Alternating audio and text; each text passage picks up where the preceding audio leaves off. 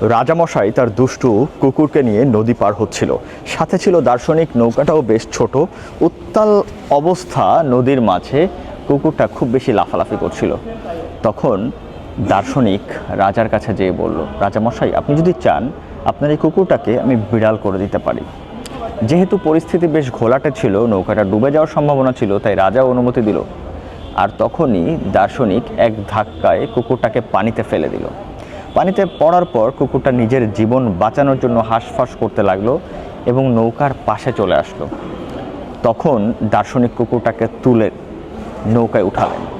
উঠানোর পর দেখা গেল কুকুরটা এক কোণে চুপ করে বসে আছে। রাজা তখন বলল, কি ব্যাপার, এটা তো সত্যি বিড়ালের মতো হয়ে গিয়েছে।